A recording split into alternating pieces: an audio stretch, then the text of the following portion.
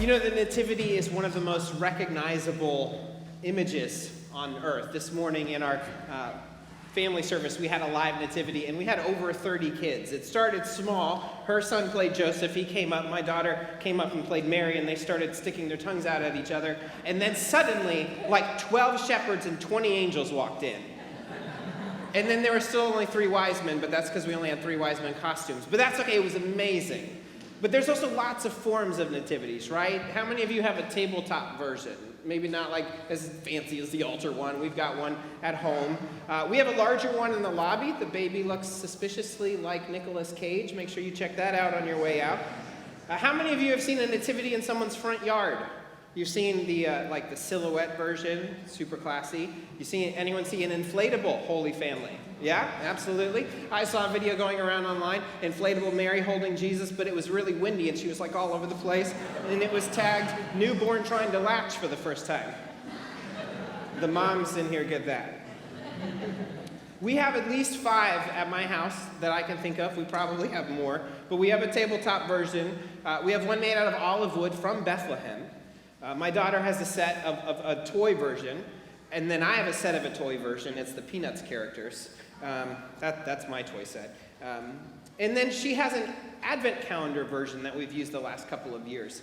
The challenge with that, though, is that there's like 25 days, so you start getting like extra things in there, like today's a palm tree. And then so that she would have a new advent calendar, we also get her the Lego one. So there's also like a hot chocolate stand right next to the stable, which I'm sure the wise men appreciated when they arrived.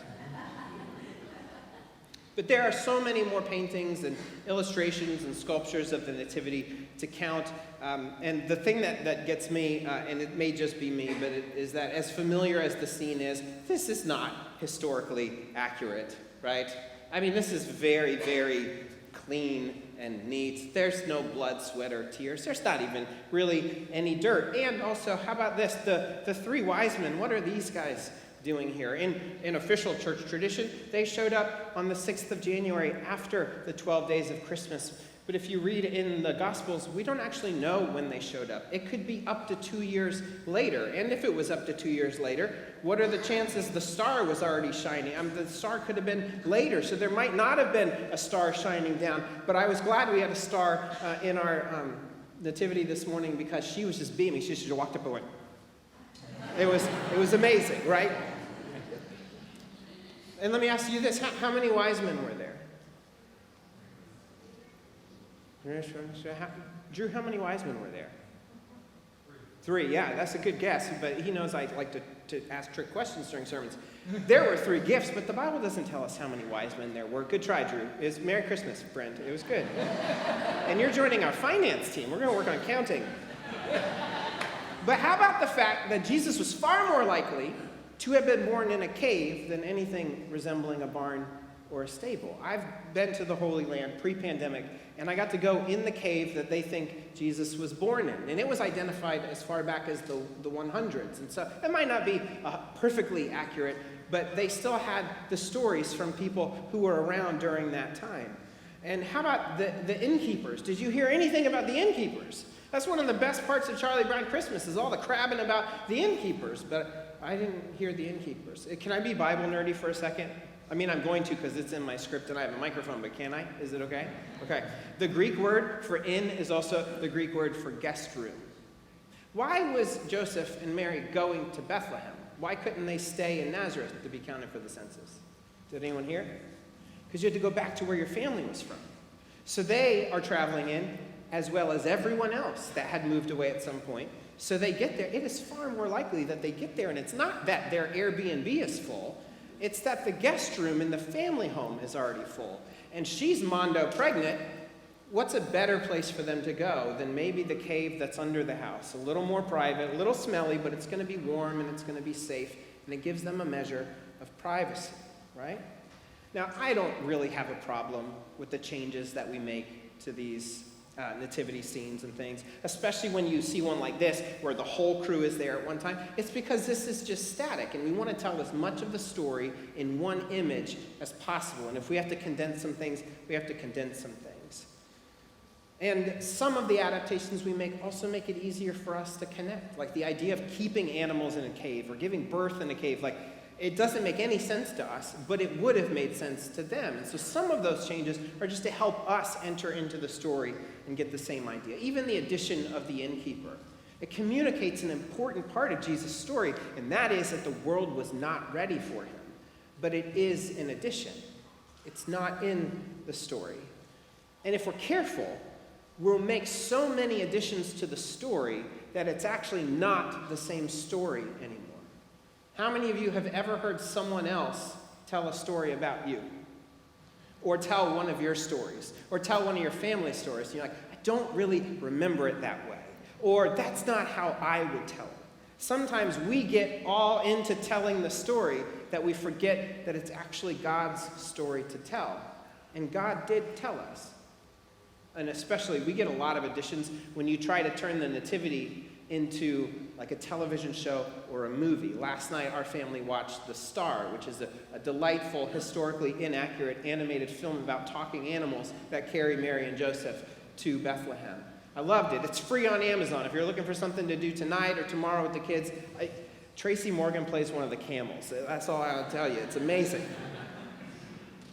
But if you're going to turn the Nativity story, which, by the way, you heard all of it, right? It's not even been an hour. It's been 40 minutes, and half of that was singing. To turn 2 or 3 pages of Scripture into a 90-minute film, you got to add a lot. And remember that the Nativity story is part of a longer story, right? It's part of the Gospels. And so if we're going to clip it out and make it its own movie, especially in today's world, we also have to sort of reshape the story to make it follow the beats of the story that we're used to.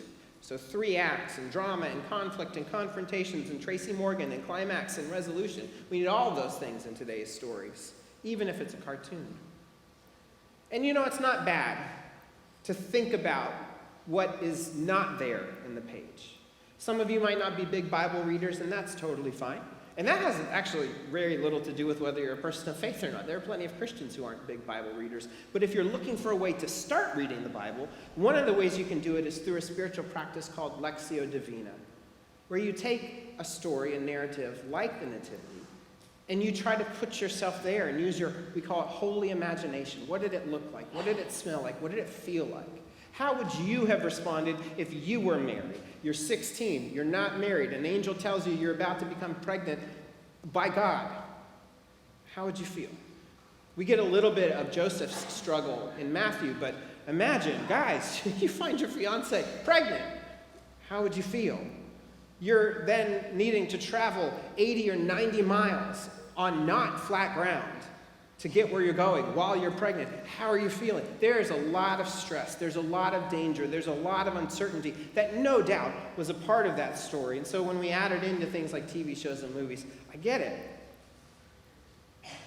But we need to remember that this is God's story to tell. And what I can get concerned about is sometimes we stress the stress so much that the story actually becomes about us rather than an entry point for us into God's story. So let me just recap just a few beats of the story that we got from Christmas, from the Christmas story in the Bible. In those days, Caesar Augustus declared that everyone throughout the empire should be enrolled in the tax lists. This was the first enrollment that occurred when Quirinius was governor of Syria, and everyone went to their own cities to be enrolled. Since Joseph belonged to David's house and family line, he went up from the city of Nazareth in Galilee to David's city called Bethlehem in Judea. And he went to be enrolled together with Mary, who was promised to him in marriage and who was pregnant. There's a lot in there to be stressed about, but did any of you feel that stress? Or did this just sound like a story of people doing their duty? People just, God or the nation asked me to do this, and I'm just going to do it. There's not a whole lot of conflict here. Even in Matthew's account, we get Joseph struggling a little bit, but it seems to be he's struggling not because he's ashamed or embarrassed of Mary, but because he loves her, and he doesn't want her to suffer for what has happened to her. While they were there, the time came for Mary to have her baby. In every movie, Mary shows up like in active labor, right? Because it ratchets up the drama. They're knocking on doors because her water has already broken, and they're running around from inn to inn looking for a place, but it sure sounds to me like they got settled with family. Some of you are in. Maybe you got in yesterday. Maybe you got in this morning. You had a chance to put your bags down. You got to take a shower. You got to get ready for this evening. They got to be settled in their family home. And it says she gave birth to her firstborn child, a son, wrapped him snugly, and laid him in a manger because there was no place for them in the guest room. This sounds like a birth that went well in a family that loves one another. And certainly there were tears and crying and blood and sweat, and that was just Joseph and then all the other stuff that happened with Mary and Jesus as well. But it sounds like a family that has things under control.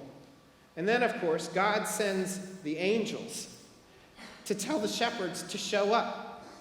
How many of you are glad you didn't have 20 shepherds come in to the hospital the day you gave birth, right? This seems a little forward, but it's good news, and things seem to be under control. And God says, let's go. Let's start the party. Let's go celebrate. Let's celebrate the good news. And the shepherds leave rejoicing and praising God, and it says that Mary treasured in her heart all the things that the shepherds shared. And then by the time the wise men arrived, Mary and Joseph are set up in a house. Maybe the rest of the family left. They got to move upstairs to the guest room. Was there stress in this story? Absolutely. In the historical event, yes. Was there blood, sweat, and tears? 100% there was. Was there tension and drama? Maybe. But what story does God tell us? Or even rather, let me ask you this. What story did Mary tell the disciples to write down in the Gospels? Because certainly she's the one that would have related the story. She's the one that would have been crying and bleeding and stressed. But when she reflects on this time of danger and stress in her life, she doesn't talk about it. She talks about the provision of God. She talks about how God took care of her. And through taking care of her, God took care of the whole world. Did they have everything they wanted? No, probably not. But they had everything they needed. What they had was enough. And not only that, but when God looked around for a family to give the Son of God to, they looked at Mary and Joseph, two nobodies in a backwater town, and said, they are enough. And I promise you, if Mary and Joseph are enough for the love and blessing of God, so are you.